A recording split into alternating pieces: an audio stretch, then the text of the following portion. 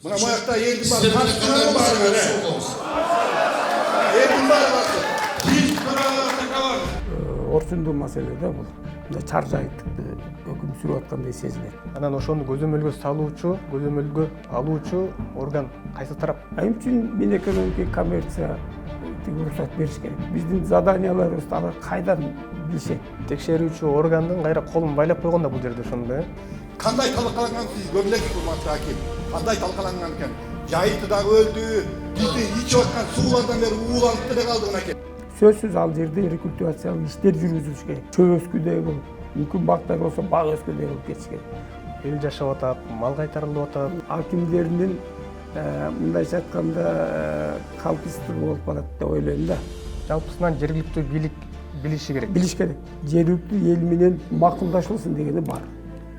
Кандай чыга көрөт эгер аткарбаса? Келген инвестор, сырткы инвесторлордо сөзсүз түрдө өздөрүнүн билгенин жаза берген учурлар көп кездешет. Жергиликтүү тургундардын макулдугу жок тоо кендерди казууну, алтын кендерин казууга мүмкүнбү? Ушундай суроонун алкагында бүгүн биз Максат Субанбекович менен маек курууну чечтик. Максат мырза, өзүңүз тууралуу айтып кетсеңиз биринчи. Саламатсыздар, урматтуу телекөрүүчүлөр. Өзүм жөнүндө айтсам, окуу жайым бүткөндөн кийин дебил орто жерден баштасак, ошол тоо кенде ушул 1986 жылдан бери иштеймин. Мен ушул алтындарды чыгаруу жагында эмгектендим. Себеби Кыргызстанда биринчи жолу Кыргызстанда алтын кени ошол 1986 жылы чыккан. Ага чейин Кыргызстанда бир дагы алтын кени иштечү эмес. Ошого туура келип калдыкпы? Ошондон бери ушул тоо кендин ар кайсы тармагында иштеп келатам. Бизде бүгүнкү негизги суроо, биз буга чейин дагы Сокол медиа сайты Чүй облусунун Чоң Кемин айыл аймагында жайгашкан Далпыран кени тууралуу да бир берүү тартканбыз. Андан тышкары ушул Далпыран кени боюнча дагы сиз абдан жакшы билген адис катары ушу сиз менен маек курууну чечтик. Ушул кендерде негизинен лицензия алуу, иштетүү документтери кандай болот? Эми Кыргызстандагы тоо кендер боюнча негизинен алтын, же болбосо алтынсымал башка ошол тоо кенидеги иштерге өздөштүрүүдө, аны өнүктүрүүдө мейли чет өлкөлүктөр келсин, мейли ички инвесторлор болобу, геология департаменти деп коебуз азыркы мезгилде. Анан ошондон бирдей эле типтеги уруксат кагаздар берилет. Алар кайсылар? Мисалы лицензия деп коебуз, биринчи лицензия. Андан кийин лицензионный соглашение. Лицензиялык эмелер, соглашение орунда кыргызча айтканыбызда келишимдер. Ошондойдун түрлөрү берилет. Эми үчүн түрлөрү берилет? Себеби биринчи лицензияны алгандан кийин лицензиялык келишимди алгандан кийин номер 1 деп кетет, номер 2. То есть ошондогу биздин геологиялык адистер берген тапшырмаларды аткарууга жараша жылдан жылга деп коелучу. Ошондо жанагы лицензиялык келишимдердин 1, 2, 3 номеру деп кете берет. Баш аягы ушул 10-чу, 12-чи номерга чейин кеткен учурлар бар. Лицензиялык кеңешти эменин келишимдин баягы узаганы да. Анан ошолордун негизинде анан кийин ошолорду мен алтын кенин алып иштетем деген кишилер менен биринчи геологияда баягы беседа иштери жүргүзүлөт. Башка ошону алуучулардын кызыкчылыгына байланыштуу эгерде ошол материалдар жетишсиз болсо, геологиянын фонду бар. Ошолордон карап, уруксат алып кирип, ошол жерден далилдерин карап окуп туруп алгандан кийин анан толук ошол өзү кызыккан эмеде жерде кайсыл областта, кайсы райондо экенин карап туруп, анан кызыккан ошого жараша анан кийин тиги эме берет. Мындай арыз берет. Министрликке? Министрлик, азыр министрлик деп аталат. Ал кезде эми ар кандай департамент деп деле койчубуз. Анан ушул ар кайсы аттар менен келген, ар кайсы эменин бийликтин учурунда которулуп келген да. Азыр министрлик. Ошол министрликке, экология министрлигине мисалы арыз жазат да, мен жеке ишкер болсом, барып ушул жерди бир жерди көрүп келдим. Ал жерде мынча алтын бар экен, ушул жерди мага иштеткенге уруксат бергиле деп барып арыз жазам. Андан кийин кандай документтер керек болот? Ошондон кийин геология өзүнө тиешелүү баягы мыйзамыбызга ылайыктуу кагаздарды бергенден кийин негизинен бергенибиз жанагы башында айталаган ошо лицензия, анан кийин лицензиялык келишим. Ошону бергенден кийин анан кийин направлениени алат, ал жерден тийиштүү адистер айтат. Эми ошол өзүңүз көрсөткөн монорекил биз берген лицензия жана лицензиялык келишимдер могу райондо турат. Ошол райондун могу аймактарында орун алган. Ошолор менен өзүңөр иш жүргүзгүлө. Биринчи ошол ал жерде эми ал районду башкарган аким бар, мезгилде аким дейбиз да. Ошол акимге барып кайрылып, өзүңөрдү баягы ким экениңерди айтып деп, анан кийин тийиштүү иштериңерди ошол жерде макулдашып нары карай баштап, андан кийин анан ошол өзүңөрдүн жанагы көп эле геологиядан башка дагы бир топ мекемелер бар да, жерге жайгаштыруу деген. Ошолордон тиги кагаздарын алган болот. Алардын баарын анан ошол негизинде анан кийин геологиялык ошол келишимдин негизинде көрсөтүлөт. Кандай кылып ишти башташ керек, проектти түзүш керекпи, кандай проект түзүш керек. Ошолордун баарын тең банктан эмнелерин ачыш керек. Ушундай процедурный көп маселелерди каралгандан кийин анан ошо инвестор же болбосо ички инвестор сөзсүз жанагы геологиялык жетекчилердин айтканына жараша анан ошо райондун багытына жөнөйт. Талаптарын аткарыш керек болот экен да биринчи. Талаптарын аткарылып атат. Себеби геология айтат да, мен жанагы айтып бердим, кайсы кагаздарды банктардан, тияк бияктан даярдабаш керек. Ошону алып туруп анан кийин айыл эмеге барып, ошол айылдын акимине барып, анан аким менен кеңешкенден аким айтат, болуш керек деп ойлойбуз. Ошондо лицензияны берген тарапта дагы талап болот экен да. Жергиликтүү бийлик менен барып иштеш керек деген, Сөзсүз жергиликтүү бийлик менен барып карагыла дейт. Биз сөзсүз түрдө. Азыр могул Чоң Кемин айыл аймагындагы Далпыран кенинин айланасына кайтып келсек да. Бул жакта кандай маалыматыңыз бар ал кен боюнча? Ак түз деп коебуз. Азыр Долпуран, Каматор, анан кийин Терекил, башка дагы майда эмелер бар жергиликтүү. Ошолордо болгон, фабрикасында болгон. Ошон үчүн анан буга чейинки иштеген инвесторлор деп коюп айта берелик. Биринчи инвесторлор ушул 1998-90 жылдардан баштап башка бир инвесторлор алып жүргөнүн дагы билемин. Анан алардан кийин ушул 2006 жылдар болуш керек эле. Ошондон баштап Георесурс деген орустардын компаниясында өткөнүн дагы билемин. Алар ушу көп убакытка кармап коюшкан. Бирок ошондо эле айылдык жашоочулардын да аларга болгон баягы ар кандай ойлору чыгып жүрчү. Интернетке чейин чыгып жүрчү. Бийликке ошол кезде бийликке кайрылган учурларын угуп жүрдүк. Бирок алар белсемдүү түрдө ошол маселени чечип, ушунча убакыт көп болсо дагы алар иштете алган жок. Кызыгып калган учурларым бар. Мисалы 2017 жылдары, 18 жылдары ал жерде алтын өндүрүлгөн. Долпурандабы? Долпуранда өндүрүлүп, Долпуран даже менимче ушу интернетте караса деле чыгат. Ошол айына экен, же болбосо бир жумада экен, то есть бир кварталда. Ошол 50 килограммга чейин алтындар чыккан маалыматтар болгон. Ошон үчүн бул и фабрика иштеп турган. Ушул жылдарычы фабрика иштеп, анан ал жерде бир топ 200дөн ашык адамдар иштегени менин маалыматым бар. Бир суроо пайда болот да. 2017 жылы эле алтын өндүрүлүп атса ал Далпыранданчы. Жергиликтүү тургундар ал убакта каршы чыккан эмеспи? Анан эмнеге азыр каршы чыгып атышат? Ал убакта жана мен кичине маалымат кылып кетпедимби? Ал жакта дагы болгон, каршылыктар болгон. Себеби ал жерде ошол анын хвостовой хозяйствосы деп коет. Жана алтын эмеде иштеп, фабрикада иштегенден кийин саркындылар чыгат да, калдыктар деп коебуз да. Ошол калдыктар чыгарганда ошону сактоочу жер болот. Анан ошол жерлерде туура эмес кылыптыр. Анан ошого чейин кетип аткан жанагы агып аткан эмелер бар да, турбалар. Турбалардын ар кандай деңгээлдегиси болот, ошол жарылып кетиптир деген жактар бар.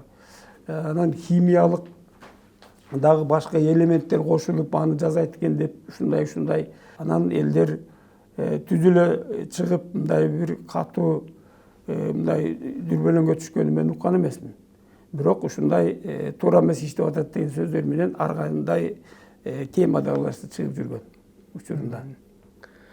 Анан бул Кемин ресурс групп ишканасы азыр лицензия алып тур да.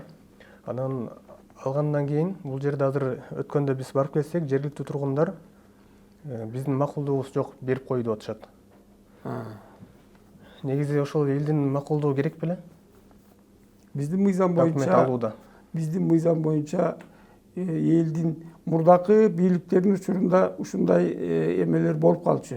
Кандайдыр бир положениелер чыга калып, жергиликтүү эл менен макулдашылсын дегени бар. Мисалга алсак, мынакей бул жерде ушул Далпран кенине бир компания лицензия алып атат да. Алды, лицензиясы турат бул жерде. Андан кийин мынакей колуңузга алсаңыз болот. Андан кийин мынакей лицензиялык келишим деп номер 1 деп турат. Анан бул жерде лицензиялык келишим номер 1де элдин макулдугу тууралуу көрсөтүлүш керек беле? Мына мисалы ошого бараткан экенбиз, жана экөөбүздүн сүйлөшкөн сөзүбүздө. Ошол номер 1, номер 2, мүмкүн номер 3-гө жеткенде дагы геология текшерет да. Мына лицензиялык берде соглашение деп турбайбы? Лицензиялык ошондо макулдашуу, кыргызча. Ошолорду текшергенде анан кийин алар берет. Азыр эми биздин мыйзамга ырайык моундай добыча деп коет да, казуу иштеринде жүргүзө баштаганда сен эл менен макулдугун алышың керек дейт. Анан ошондо көрдүм, ошого жараша бизде мыйзамда да бар да. Анан ошону алып туруп анан кийин номер 2-чүбү, номер 3-чүбү лицензиялык келишмеде ошону алып туруп анан кийин инвесторлор өзүнүн эмеси менен, адистери менен барып эл менен жолугуш керек. Эл менен жолугушканда биздин практикада сөзсүз түрдө аким катышып жүрөт. Себеби ал жерде жалгыз эле геологиялык чалгындоо иштерин жөнүндө сөз эмес. Анан экологиялык сөз айтылат. Анан жергиликтүү элдин малы каякта жайгашып жүрөт, каякта булар жайдын күнү барышат, күздө каякка келишет, суу барбы, булак барбы деген сөздөрдү талкуулашат. Анан ошонун баары талкуулангандан кийин сөзсүз түрдө аким менен ошол инвестор дей берелик, аким менен инвестордун ортосунда элдин макулдугу менен протоколу түзүлүп такталгандан кийин анан кийин келишим түзүлөт. Ошондо акимчилик менен инвестордун ортосунда келишим түзүлөт. Келишим түзүлөт. Аким билбей калат, билбей калбайт эч качан, ал жака инвестор барып бир жерди казып ийгенин. Эми тилекке каршы кээде ошондой болуп жүрөт. Бул ошол ар бир райондун акимдеринин мындайча айтканда калпыстыгы болуп калат деп ойлойм да. Жалпысынан жергиликтүү бийлик билиши керек. Билиш керек. Акими болобу, орун басары болобу, бардыгын бирөөсү. Себеби мына баарыбызга эле белгилүү да, ал территория акимдики да убактылуу. Акимдики, аким карайт. Ошол элге аким жооп берет. Ошол территорияда элдин муктаждыгын аким камсыз кылат да. Кайраны сактайт, ушундай да. Аны аким билбей калбаш керек.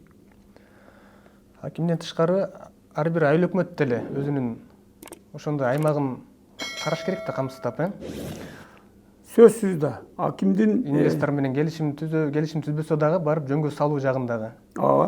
Мисалы аким практикада биз көргөн жокпуз, ушу аким менен айыл өкмөт менен келишим түзгөн учурду. Бирок айыл өкмөт сөзсүз жанагы эл менен жолугушууну өткөрбөдү.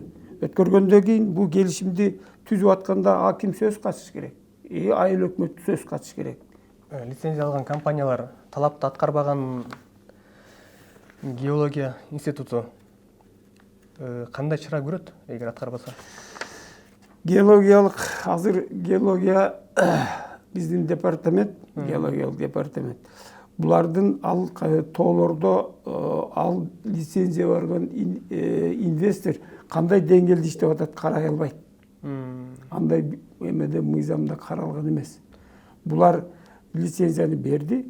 Лицензиянын номерларына жараша анын өнүгүп инвестордун өнүгүп жатканын отчет менен билип, анан кийин улам номер 1, номер 2, 3, 4, 5 кылып кетип кайра күздүн күнү же болбосо жылына 2 жолу отчетту алып ошону териштирип карап койгонго гана эмелери бар да. Уруксаты бар, э?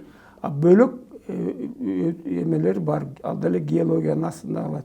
Экотех инспекция деген өзүнчө эме бар. Бул да өзүнчө департамент. Экологиялык техникалык көзөмөл. Экологиялык экотех инспекция ошон үчүн эметип алышкан буларда. Мисалга алсак, Далпран кенин барып тарттык. Тартканда жарандар буга чейин ошондо компания изилдөө иштерин жүргүзгөн деп тоо ташты каскан жерлерин көргөздү да тургундар.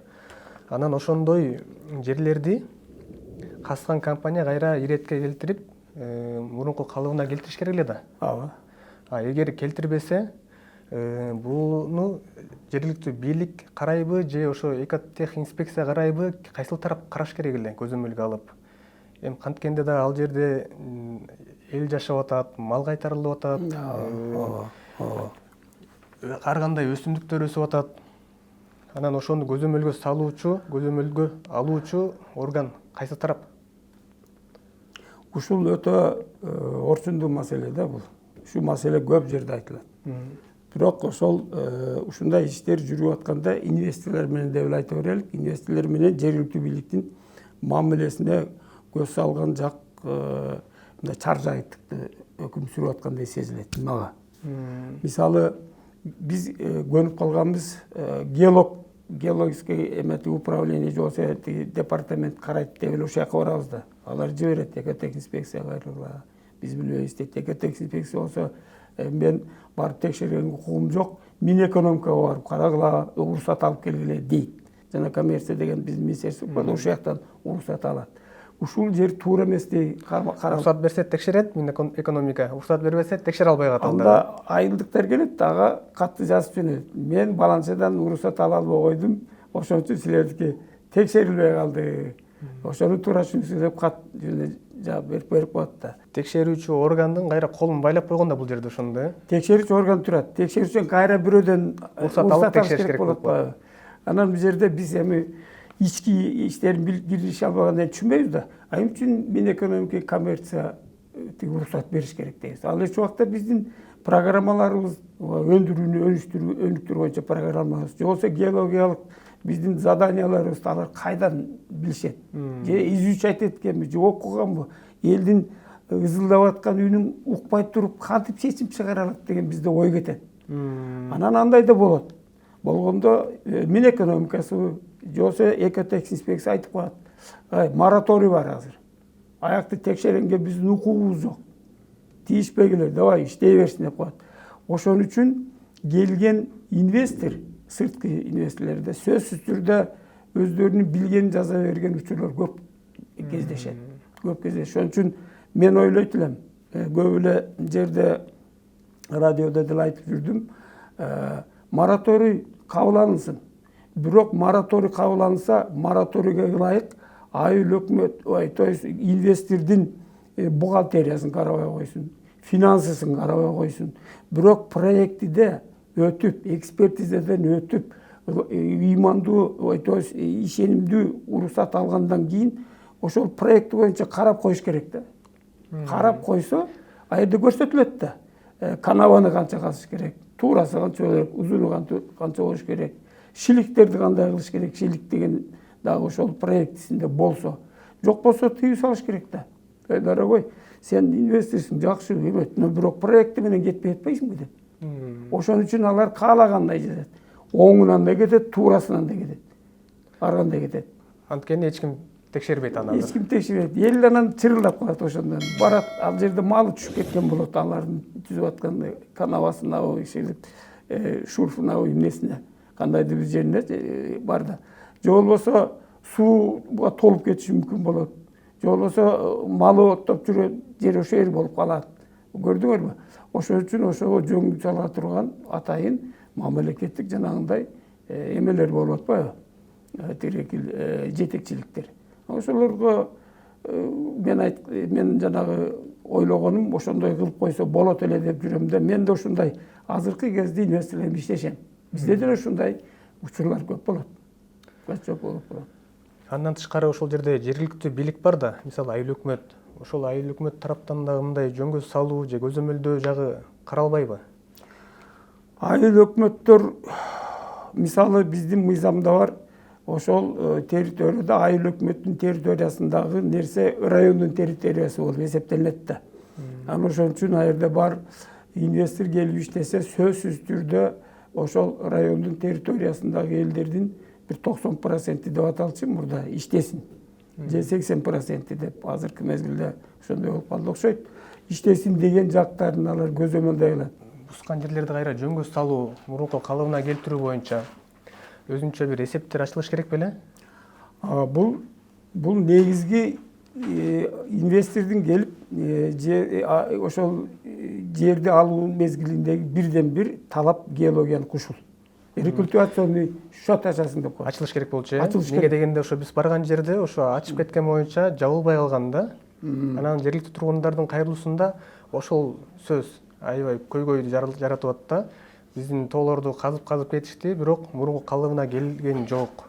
Бирок ошол эле учурда эми лицензия берилип, кайра алтын казган атышат. Мурунку казган жерлерин ондобой туруп, эми дагы алтын өндүргөн жатышат деп атышат да. Анан мурунку казылган жерлерин жөнгө салуу, жанагындай эсептерди ачуу жагы кандай болуш керек эле?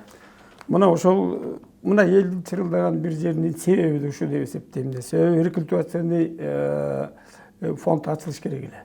Ал номер биринчи лицензиялык соглашениеде көрсөтүлөт да. Лицензияны ачылып туруп, баланча банкка тигиңи ачып коесуң. Айылга төлөйсүң же биякка төлөйсүң депчи. Ал болсо иш жүргүзгөн сайын ошондон рекультивационный фондко акча чегерилип турат. Сөзсүз ал жерде рекультивациялык иштер жүргүзүлүш керек. Жоксо жанагы канава кылып койбодукпу? Канава шуруп деп атабыз, ошолордун баарын тең өзүнүн калыбына келтире турган проект түзүлөт.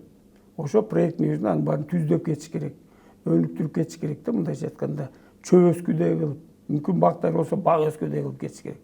То есть мурдакы акыбалы кандай ошондой калып келген үчүн рекультивационный фонд деген ошо да.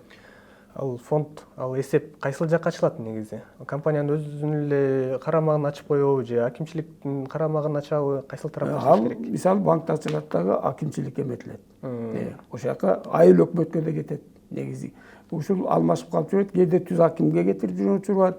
Кийинки мезгилдерде айыл өкмөттүн фонд эмесине кетет да, счетуна. Айыл өкмөттүн эсебине кетсе, мисалы айыл өкмөт карап эгер жана талаптарды аткарбаса компания, ошол эсептен кайсы бир ишканалар жалдап ошол жерди кайра калыбына келтирсе болот эле да. Болмок. Жарандардын кайрылуусу боюнча ошол жерде тургундардын, бул жерде ошол акыркы эле компания башка бир подрядчы компанияны алып туруп каздырган экен, изилдөө иштерин жүргүзгөн экен. Анан бирок ошол жерде, бул жерде карасаңыз, астыңкы документте бар. Ошол подрядчы компанияга, лицензия алган компания мынча миң квадрат метр жерди силер каздыңар эле, бирок ал жерди оңдобой койдуңар деп кайра кат жөнөтүп атат да. Көбүн жерде булар подрядчиктер менен иштешет да. Ошолор менен келишим түзүлөт. Себеби ал инвестор негизинен чет өлкөдөн келет да. Акчанын күчү менен келишет да. Чоң акча алгандар иштетип берем деп. Ал эми келгенден кийин жергиликтүү биздин мыйзамда да бар, колдон келишинче инвестор биринчи райондук деңгээлдеги же болбосо областтык деңгээлдеги, а болбосо Кыргызстандын кыргыз мамлекетинин деңгээлиндеги подрядчиктерди жумушка алгыла деген жер бар да. Бул жакшы нерсе да. Анан булар ошолор менен келишим түзөбүз.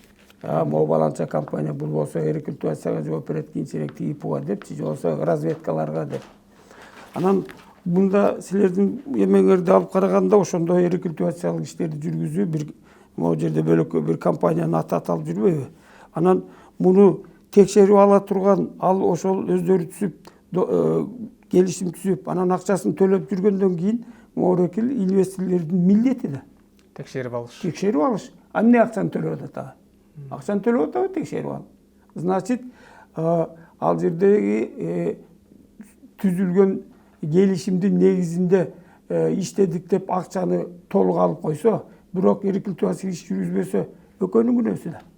Экөөнүн күнөөсү. Сүйлөшүп бүтүрдүк деп койгон ооз эки барып карап, бүтүрүпсүң деп кийин акчасын берип эметип коюшкан, ишти бүтүрүп. Анан түштөн кийин кимдир бирөөгө же бийлик нээсине жооп берип аткандар туура болбой калат. Туура болбой калат да.